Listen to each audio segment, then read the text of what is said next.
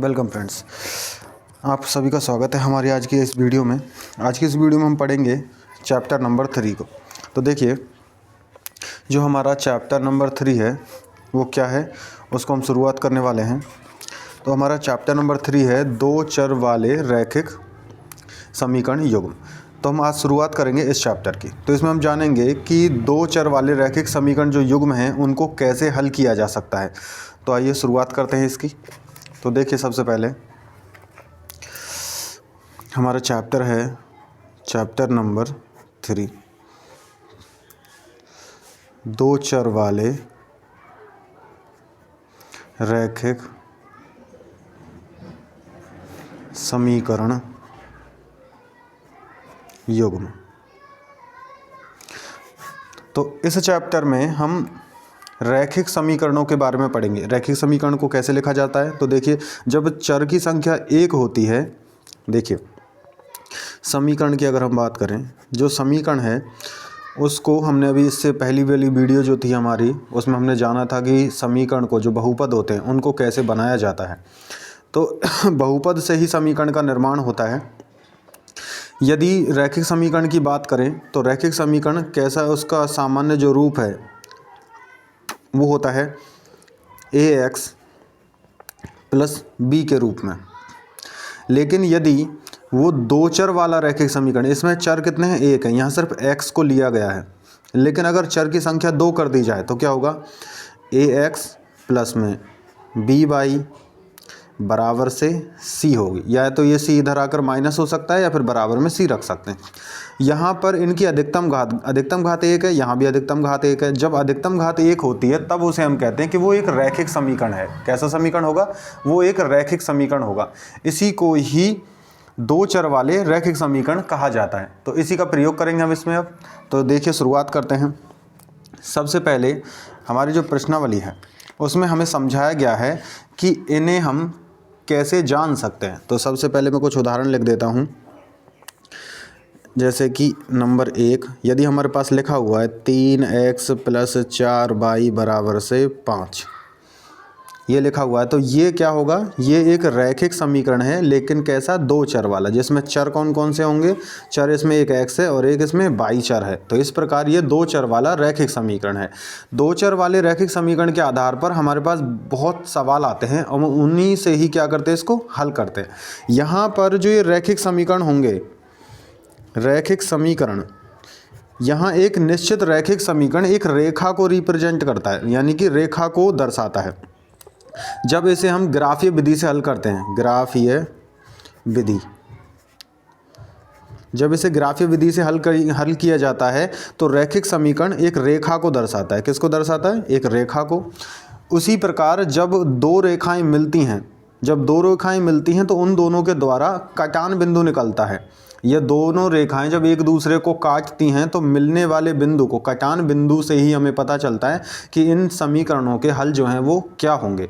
तो यहाँ पर सबसे पहले हम इनको जान लेते हैं कि यदि भाषा में, हिंदी भाषा में हमारे पास सवाल लिखा हुआ हो तो उसे हम रैखिक समीकरण में परिवर्तित कैसे करेंगे। तो देखिए, शुरुआत करते हैं। यहाँ पर हमारी प्रश्नावली जहाँ से शुरू होती है हम वहाँ से शुरुआत करते हैं। देखिए, यहाँ है सबसे पहला बिंदु, दो चरों में रैखिक समीकरण युग्म। अब दो चर तो होंगे हमारे पास में, जैसे ये था, इसमें 2x प्लस 3y बराबर से 5 और दूसरा है x माइनस 2y माइनस से 3 बराबर से 0। अब इसको यदि हम परिवर्तित करें तब इसमें हम क्या कर सकते हैं, x और y का मान निकाल सकते हैं। इसी प्रकार से हमारे पास और भी होंगे। यहाँ पर एक चीज़ और बताई गई है कि यदि हम क्या करें, जब दो समीकरण, रैखिक समीकरणों को, उनसे जो रेखा प्राप्त होती है उनकी तीन स्थितियां हो सकती हैं। पहली कौन सी होती है, जब एक दूसरे को ये काटती हैं। जब ये एक दूसरे को काटती हैं इसे प्रतिच्छेदी रेखा कहा जाता है। दूसरा, जब ये दोनों रेखाएं बिल्कुल सीधी और बराबर की दूरी हो इनके मध्य, तब उसे समांतर रेखा कहा जाता है। और तीसरा होता है जब एक रेखा के ऊपर ही दूसरी रेखा आ जाए तब उसे संपाती रेखा कहते हैं। तो ये तीन प्रकार हैं जो इनके हमें देखने को मिलते हैं।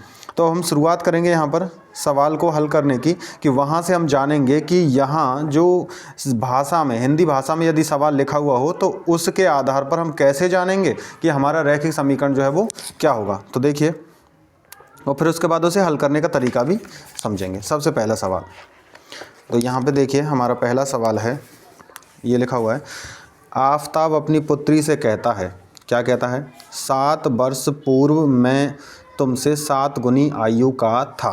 तो देखिए यहाँ सवाल को हम हल करना शुरू करते हैं इधर थोड़ा सा, ताकि आप इसको समझ सकें। हल तो नहीं, पहले हम इसको समझेंगे कि इसे बदला कैसे जाए। भाषा में सवाल लिखा हुआ है तो उसे हम परिवर्तित कैसे करेंगे। तो जो आयु है वो किस पर आधारित होकर चल रही है, आफताब तो पिता है, उसकी पुत्री जो है, तो पुत्री की आयु को यदि हम कुछ मान लें तो दूसरी आयु को निकाला जा सकता है। लेकिन वो तब किया, ऐसा तब करते हैं हम कि एक की आयु हमने कुछ मान ली, दूसरे की आयु उसी के आधार पर हम मान कर करें जब हमें एक ही चर वाले समीकरण बनाने होते हैं। लेकिन यहाँ तो 2 चर की आवश्यकता है, तो हम क्या कहेंगे, माना पुत्री की वर्तमान आयु बराबर x है, x वर्ष। तो पिता की वर्तमान आयु बराबर से 22 वर्ष है। अब उसके बाद देखो प्रश्न क्या कहता है, तो हम लिखेंगे प्रश्नानुसार वो कहता है कि 7 वर्ष पूर्व, तो दोनों की उम्र में से 7 घटा देंगे। तो हम यहाँ लिखते हैं, देखो पहले इसको लिख लेता हूँ मैं, x माइनस 7 वर्ष पूर्व ये, और इन दोनों के बीच में संबंध है तो वो बराबर ही होगा, इसलिए हम उसको बराबर बनाएंगे। कैसे बनाएंगे, देखो तो ये जो आयु है ये x से निकल कर आई है, तो इसलिए ये पुत्री की आयु, ये 22 से निकालेंगे हम इसको, तो ये पिता की आयु होगी -7। दोनों की उम्र में से 7 घटा दिया। फिर क्या कहता है, 7 वर्ष पूर्व मैं तुमसे 7 गुनी आयु का था, मतलब पिता की उम्र 7 गुना थी और पुत्री की उम्र उससे 7 गुना क्या होगी, 1/7 भाग थी। तो जब ये 1/7 भाग है तो इसमें यदि 7 का गुणा कर दें तो दोनों उम्र में बराबर हो जाएंगे। तो इसलिए मैं क्या कर सकता हूँ, गुणा में यहाँ 7। तो अब इसके ये दोनों जो पक्ष हैं वो बराबर हो गए, तो गुणा करके लिख सकते हैं कि 7x माइनस से 49 बराबर हो जाएगा 22 माइनस से 7। सभी को एक पक्ष में ले आएंगे तो क्या हो जाएगा, देखो 7x यहाँ से माइनस, ये 22 आ जाएगा इधर की तरफ, उसके बाद में माइनस का 49 और ये माइनस प्लस हो जाएगा इधर जाके, माइनस से इधर आने पर प्लस, तो ये 7 बराबर से 0। अब इसे हल करते हैं और उसके बाद 7x माइनस 22, 49 में से 7 घटाएंगे 42 आएगा, वो भी माइनस का 42 बराबर 0। ये बना हमारा समीकरण नंबर 1। हम कह सकते हैं कि 7x माइनस 22 बराबर से 42, ये हमारा पहला समीकरण है। या तो हम 42 को इधर भी ले जा सकते हैं, उससे कोई फ़र्क नहीं पड़ता। चाहे इसको आप इस प्रकार लिख सकते हो कि 7x और उसके बाद माइनस 22 बराबर से 42, ये आपका पहला समीकरण हो जाएगा, चाहे इसको नहीं देना चाहें तो। अब उसके बाद आगे बढ़ते हैं। तो दूसरी स्थिति में क्या था, ये उसकी फर्स्ट कंडीशन, पहली स्थिति थी। अब दूसरे में क्या कहता है, अब से 3 वर्ष बाद, अब से 3 साल बाद, तो वर्तमान तो उनकी क्या थी, x और y थी, लेकिन 3 साल बाद कितनी हो जाएगी, इसकी तो हो जाएगी x। फिर से यहाँ लिखेंगे पुनः प्रश्नानुसार, उसके बाद तो देखिए x, उसके बाद में यहाँ पर आ जाएगा x और उसके बाद +3, ये इसमें बराबर होंगे। दूसरा आएगा यहाँ पर तुमसे कितनी हो जाएगी, उसमें 22 में भी पहले 22 + 3 हो जाएगा। अब ये सवाल में कहता है कि यहाँ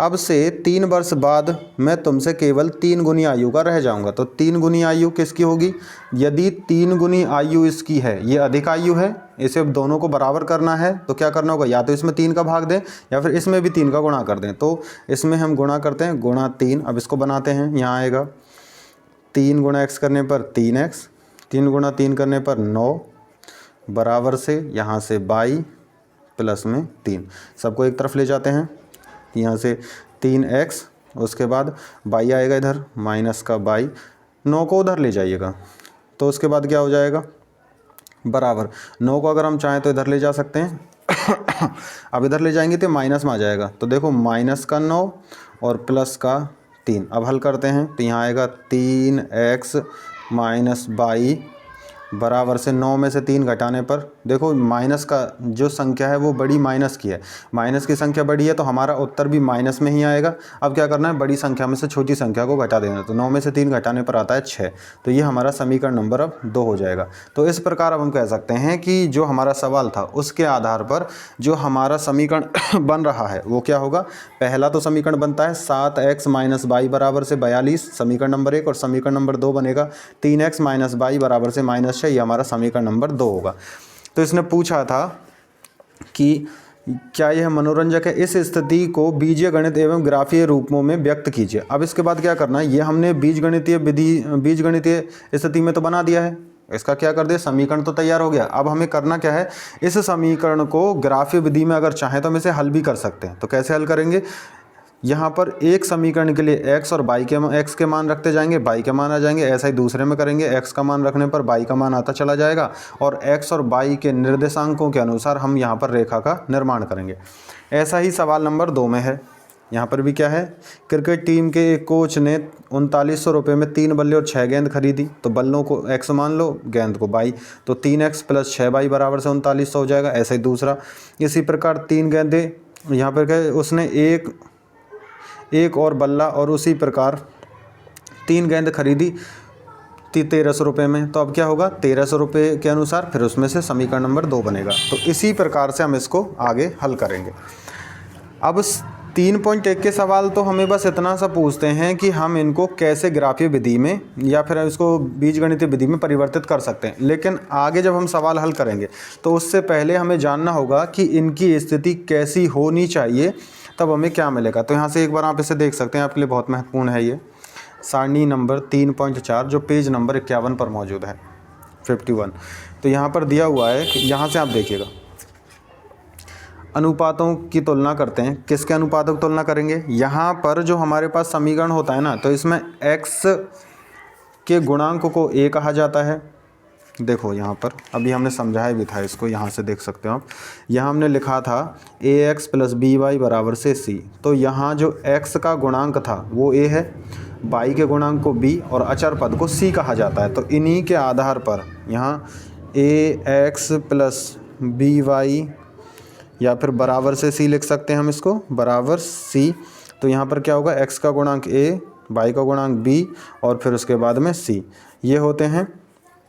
इनका प्रयोग करके हम क्या करते हैं, अनुपातों की तुलना करते हैं। जैसे इसमें दिया हुआ है अनुपातों की तुलना करनी है, यदि a1/a2, अब ये 2 नंबर वाले कहाँ से आए, ये दूसरे समीकरण से होंगे। जो पहले समीकरण के होंगे उनके लिए सभी को हम a1 b1 c1 मानेंगे, और समीकरण 2 वालों के लिए a2 b2 और c2 मानेंगे। तो a1/a2 बराबर नहीं होना चाहिए b1/b2 के। ऐसी स्थिति आती है तो यहाँ पर रेखाएं कैसे होंगी, प्रतिच्छेद करती हुई रेखाएं होंगी, और उनसे हमें क्या प्राप्त होता है, एक अद्वितीय हल। अद्वितीय का मतलब होता है सिर्फ एक ही इसका उत्तर होगा, 2 इसके उत्तर नहीं होंगे। उसके बाद आगे क्या है, यदि तीनों ही स्थिति बिल्कुल बराबर आ जाए, तीनों के अनुपात बिल्कुल बराबर हों, तो रेखाएं कैसी होंगी, संपाती होंगी। संपाती का मतलब होता है हर एक बिंदु पर वो एक दूसरे से क्या हो रही हैं, मिल रही हैं। तो जो हर एक बिंदु पर मिल रही हैं तो उसके अनेक उत्तर होंगे, बहुत सारे उसके उत्तर होंगे। जब एक बार मिलती है तो एक उत्तर होगा, और अनेक बार मिल रही है तो अनेक उत्तर होंगे। तीसरी स्थिति क्या होगी, यदि पहले दोनों अनुपात बराबर है और तीसरा अनुपात बराबर नहीं है, तो रेखा समांतर हो जाएगी, और समांतर रेखा एक दूसरे से कभी नहीं मिलती है। जब मिलती नहीं है तो इसलिए इसका कोई भी हल नहीं होगा, ये इसका रूप होता है। तो आइए अब इससे हम सवालों को हल करने की कोशिश करते हैं। तो देखिए सवाल में क्या है, हमारे पास सवाल होंगे, उनसे हम इसको आगे बढ़ाते हैं।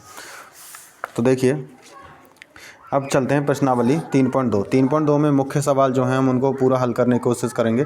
तो सबसे पहला सवाल है, निम्न समस्याओं में रैखिक समीकरण के युग्म बनाइए और उनके ग्राफीय विधि से हल ज्ञात कीजिए। तो पहले सवाल को हल करेंगे। उसके लिए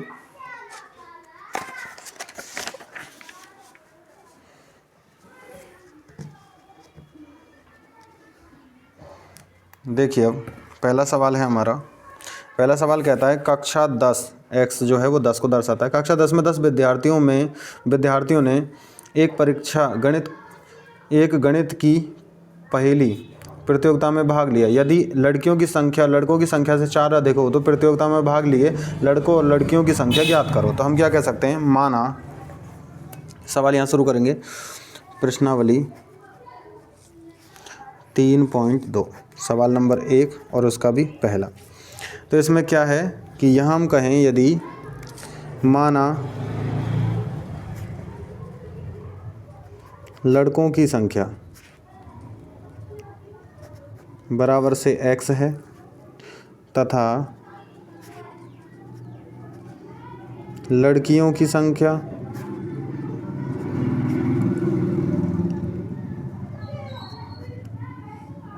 बराबर से y है। तो सवाल में उसने पहले ही कहा है कि दोनों का योग तो कितना है 10 है। तो इसके लिए प्रश्नानुसार क्या बनता है कि x प्लस वाई बराबर से आ रहा है 10। और दूसरा उसने कहा है कि लड़कियों की संख्या ज़्यादा है। कितनी ज़्यादा है? 4 ज़्यादा है। जब 4 ज़्यादा है तो हम क्या करेंगे उसके लिए? अभी हम कह सकते हैं कि या हम कहें कि बाई में से यानी कि लड़कियों की संख्या में से लड़कों की संख्या यदि घटा दी जाए ना तो हमें 4 प्राप्त होता है। क्यों? क्योंकि वो 4 अधिक थी। तो ये बना हमारा समीकरण नंबर 1 और ये बना हमारा समीकरण नंबर 2। अब इसी के आधार पर हमें करना क्या है? इसको हल करना। और वो भी किससे पूछा? उसने ग्राफीय विधि से हल करने के लिए कहा है। तो ग्राफीय विधि से हल करने के लिए क्या करेंगे? हम लिखेंगे समीकरण 1 से। समीकरण 1 से क्या? सत्यता सारणी। यहाँ बना रहे हैं हम सत्यता सारणी। सत्यता सारणी कैसे बनती है? देखो इस तरह से एक बॉक्स बनाइएगा आप। बॉक्स बनाने के बाद में यहाँ से एक बार इस तरह से इसको x नाम दीजिए, इसको y नाम दीजिए और कम से कम 2 पद तो निकालने ही हैं। अब क्या करना है? समीकरण नंबर 1 ले लिया हमने ये वाला, x प्लस वाई बराबर से 10 है। यदि मैं इसमें x बराबर 0 रख दूँ, x बराबर 0 रख दूँ, x बराबर 0 पर x बराबर 0 तो क्या रखेंगे? 0 प्लस वाई बराबर से 10। तो हमारा y बराबर कितना आ गया? y बराबर 10 आ गया। तो हम क्या करेंगे? x बराबर 0 रखने पर y बराबर 10 आ रहा है। इस बार इसका उल्टा कर दो। उल्टा कैसे करना है? y बराबर 0 पर y क्या करें? 0 रख दें तो क्या होगा? y बराबर 0 रखने पर तो यहाँ क्या होगा? x प्लस 0 बराबर से 10 होता है तो x बराबर से 10 आ जाएगा। तो ये 2 मान हमारे पास आ गए। क्या करेंगे? इस वाले को भी यहाँ रख देंगे। तो इस बार इसको 0 रखा था तो क्या हुआ? हमारा x कितना आ गया? 10 आ गया। ये हमारी पहली सत्यता सारणी बन गई। इसी के अनुसार अब हम दूसरी वाली भी बनाएंगे। दूसरी कैसे बनाएंगे? उसको हम यहाँ बना लेते हैं साइड में। चलो इसको यहीं के ही बनाते हैं। समीकरण 2 से सत्यता सारणी यहाँ बना देते हैं।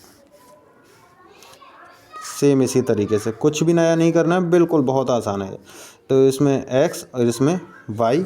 समीकरण नंबर 2 है हमारा y माइनस एक्स बराबर से 4। तो क्या करेंगे? y माइनस एक्स बराबर से 4। हमें ना ऐसे मान रखने हैं जो इसको आसानी से संतुष्ट कर सकें। अगर हम ऐसे मान रखेंगे जिसमें पॉइंट में नंबर आ रहा है, सवाल तो उससे भी हल हो जाएगा, लेकिन हमें वहाँ जब ग्राफीय विधि से इसे हल करेंगे तो वहाँ बिंदु को ढूंढने में थोड़ी परेशानी होगी। तो उससे बचने के लिए हम क्या करते हैं? सही से मान ढूंढते हैं ताकि इसको लिखने में कोई परेशानी ना हो। तो देखो x बराबर 0 पर एक बार 0 रख लेते हैं। x बराबर 0 पर क्या होगा? तो यहाँ रखेंगे y माइनस 0 बराबर से 4। तो y बराबर से कितना आ जाएगा? 4 आ जाएगा। चलो इसका मतलब x बराबर 0 रखा तो y आ गया हमारा 4। उसके बाद आगे क्या होगा? y बराबर 0 पर इसको करते हैं तो ये कितना आ जाएगा? 0 माइनस एक्स बराबर से 4। तो माइनस का x बराबर से 4, लेकिन x माइनस में नहीं रखना है। y को क्या करना है? जो इसका मान है उसको माइनस में कर सकते हैं। तो क्या करेंगे? या तो हम कहें कि चिन्ह को दूसरी तरफ ले जाने पर, या हम कह सकते हैं कि दोनों तरफ माइनस का गुणा करने पर। माइनस गुणा माइनस करने पर प्लस आता है तो ये हो जाएगा x प्लस का बराबर में, और इस तरह माइनस का चिन्ह लग जाएगा आगे। तो ये बन जाएगा x बराबर माइनस का 4।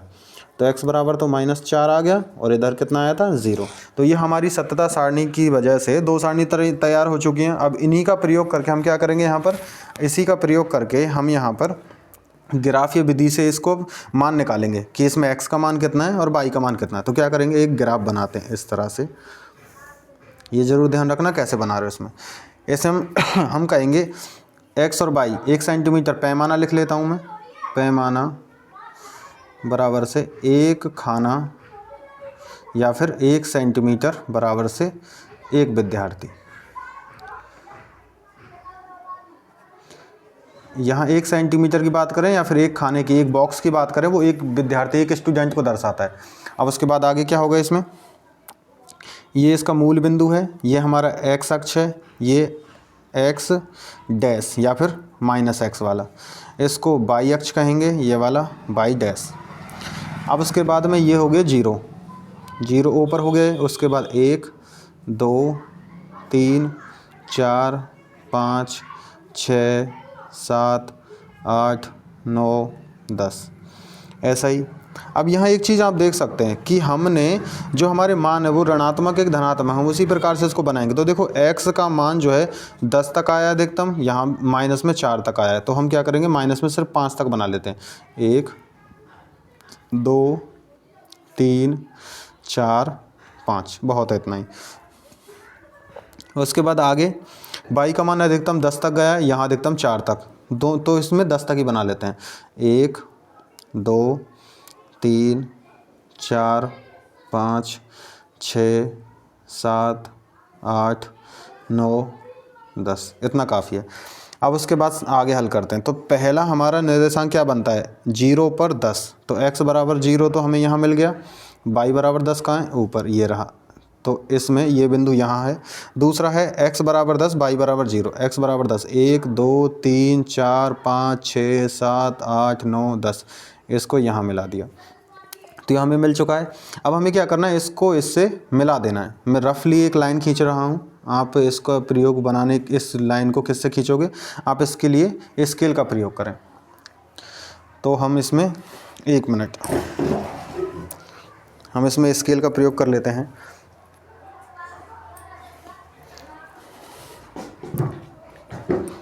तो स्केल हमने ले लिया है, तो अब इससे अब स्केल से हम इसमें लाइन खींच लेते हैं। और ये हमने लाइन खींच दी। इस प्रकार हमें एक लाइन मिल चुकी है। और जो हमें लाइन मिली थी ना, हमने क्या कहा था कि यहाँ पर एक समीकरण, जो रैखिक समीकरण होता है वो एक लाइन को निर्देशित करता है। तो x प्लस वाई बराबर 10 की लाइन है ये, x प्लस वाई बराबर से 10, ये इसकी लाइन है। इसके बाद में अब दूसरी लाइन खींचते हैं।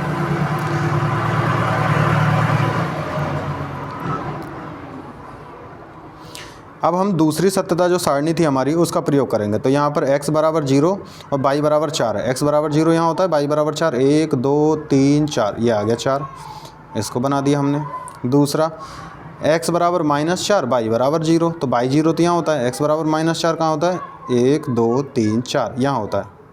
क्या करना है अब इन दोनों को मिला देना है। ठीक है, तो इन दोनों को भी मिला देते हैं। अब इन दोनों को मिलाएंगे तो ये कुछ इस प्रकार से रेखा इनको काट के जाएगी। तो यहाँ हमने देखा कि जो दोनों रेखाएं हैं ये कौन सी थी, ये हमारी इसकी है y माइनस एक्स बराबर से 4, इसकी रेखा है। अब ये जहाँ पर काट कर जा रही है उसे देख लो, कहाँ काट रही है, यहाँ काट के जा रही है। इस बिंदु को आप क्या मान सकते हो, कोई भी P बिंदु मान लो। P बिंदु के निर्देशांक देखो अब क्या निकल के आ रहे हैं। अगर हम ध्यान से देखें तो लगभग इसके निर्देशांक कौन से आएंगे, ये लगभग ये यहाँ आ रहा है, और इसमें ये कहाँ आता है, ये लगभग इसमें यहाँ आ रहा है। तो हम कहेंगे x बराबर, x पर तो कितना आ रहा है 1 2 3 पर, 3 पर y कितना आ रहा है 7 आ रहा है। तो हम कहेंगे x बराबर 3 y बराबर से 7। क्या ये हमारे समीकरण को संतुष्ट करता है? तो देखो समीकरण 1 से समीकरण 1 में समीकरण x बराबर x प्लस वाई बराबर से कितना था 10 था, तो यहाँ लिखेंगे 3 + 7 बराबर से 10। उसके बाद समीकरण 2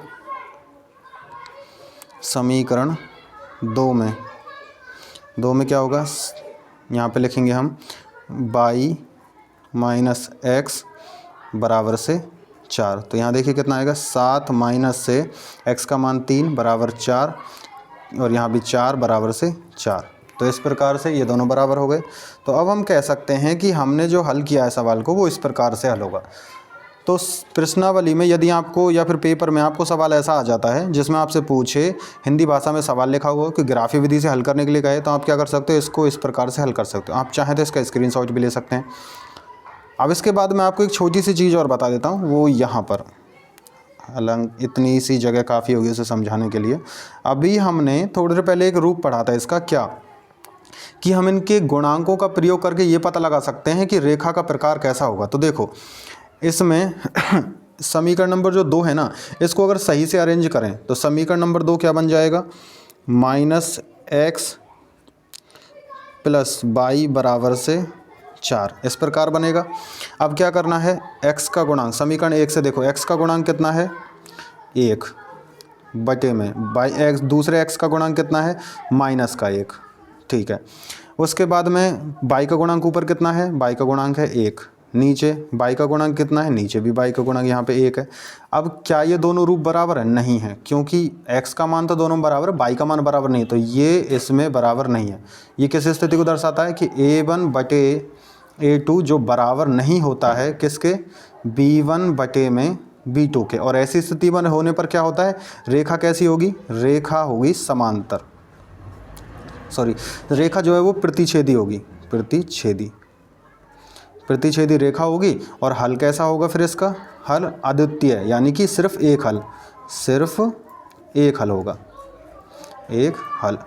तो इस प्रकार हम इसका पता यहाँ से भी लगा सकते हैं, लेकिन इससे हमें इसका उत्तर नहीं मिलता, बस एक प्रकार मिलता है कि रेखा किस प्रकार की होगी, इसके कितने उत्तर होंगे, इस प्रकार इसको हम हल करते हैं। तो इससे जो भी और सवाल हैं इसमें, तो आगे देखिए थोड़ा सा और सवाल नंबर 2 बिल्कुल इसी प्रकार का है, इसको आसानी से आप कर सकते हो। दूसरे सवाल में क्या पूछा, अनुपात a1/a2, b1/b2 और c1/c2 की तुलना कर ज्ञात करो कि निम्न समीकरणों का युग्म निरूपित रेखाएं एक बिंदु पर प्रतिच्छेद करती हैं, समांतर हैं अथवा समपाती हैं। तो ये किससे पता होगा, जो अभी अभी हमने यहाँ देखा है, बिल्कुल इसी प्रकार हम इसका पता लगा सकते हैं। क्या करना है, बस इनके गुणांकों का प्रयोग करना है और सवाल को सीधा ही हल कर लेना है। इसके बाद सवाल नंबर 3 में क्या कहता है, अनुपातों a1/a2, b1/b2 और c1/c2 की तुलना कर ज्ञात करो कि निम्न रैखिक समीकरणों के युग्म संगत हैं अथवा असंगत। एक छोटी सी चीज़ यहाँ पर, संगत और असंगत क्या दर्शाता है हमें। अच्छा ये तो कंप्लीट हो गया, 1 मिनट, अगर आप चाहें तो इसका स्क्रीनशॉट ले सकते हैं, कंप्लीट क्वेश्चन है इसमें ये। अब इसके बाद आगे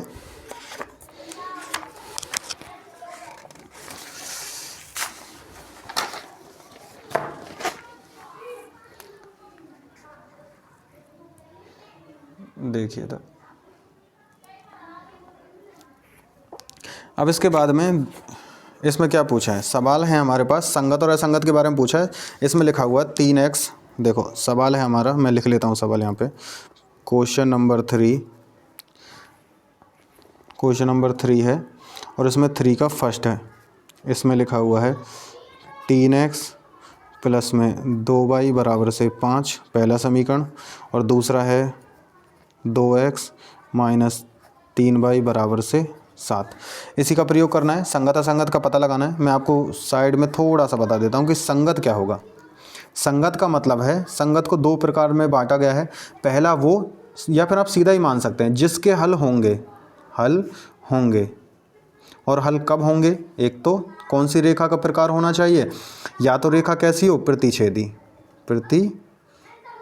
या तो रेखा प्रतिच्छेदी होनी चाहिए, या फिर रेखा कैसी हो, समपाती, या फिर रेखा समपाती होनी चाहिए। और असंगत में क्या होता है, असंगत का सिर्फ एक ही प्रकार है और वो है रेखा कैसी होनी चाहिए, सिर्फ समांतर। समांतर का मतलब कोई हल नहीं, बस इतना सा याद रखना, ये आपके लिए सबसे ज़्यादा महत्वपूर्ण है। आपको बस इतना याद रखना है कि यदि प्रतिच्छेदी रेखा आ रही है या फिर समपाती आ रही है, मतलब चाहे तो एक हल हो या फिर अनेक हल हो, तब तो संगत होगा, उसको सब वह समीकरण संगत होंगे और उनके समीकरण के जो युग्म है वो कैसे हो गए, संगत हो गए। असंगत कब होंगे, जब उनके कोई भी हल ना हो। तो इसमें क्या मानेंगे अब हम, देखो यहाँ पर a कौन है, ये a1, ये b1, ये c1, ये वाला a2, b2, c2। अब हल करके देखते हैं, 3/2, दूसरा 2/-3 और तीसरा है 5/7। क्या ये दोनों रूप बराबर हैं? ये बराबर तो है ही नहीं। जब बराबर नहीं है तो ऐसी स्थिति कब आती है? ऐसी स्थिति आती है प्रतिच्छेदी में। तो हम क्या कहेंगे, इसका एक हल होगा। हल तो कैसे है इसका? हल तो है एक, और इसकी जो रेखा है वो रेखा कैसी होगी? रेखा बराबर से कैसी होगी? प्रतिच्छेदी। और जब रेखा प्रतिच्छेदी है, हल एक है, तो मतलब मान कैसा हो गया? ये संगत होगा। तो इस प्रकार अब हम इसको क्या कर सकते हैं, सवाल को हल कर सकते हैं। तो बस इतना ही करना है, इसमें यही पूछा गया है और भी कुछ ऐसा नया इसमें है नहीं जो आप नहीं जानते हो। तो आगे देखिए, और इसी प्रकार के और सवाल भी हैं जिनको आप इसमें से कर सकते हैं। सवाल 5 सवाल इसमें दिए हुए हैं। अगले सवाल में पूछा है निम्न रैखिक समीकरणों के युग्मों में से कौन से युग्म संगत या असंगत हैं, यदि संगत हैं तो ग्राफीय विधि से हल करो। मतलब ये सवाल क्या पूछा है, इसमें सवाल नंबर 3 का एक भाग दिया हुआ है कि संगत और असंगत का पता लगाना है। फिर उसके बाद सवाल नंबर 1 में जैसे पूछा था कि समीकरण हमने बना लिया, समीकरण बनाने के बाद में क्या करना था, ग्राफीय विधि से हल करना था। तो उसकी तरह ये सवाल हल होगा।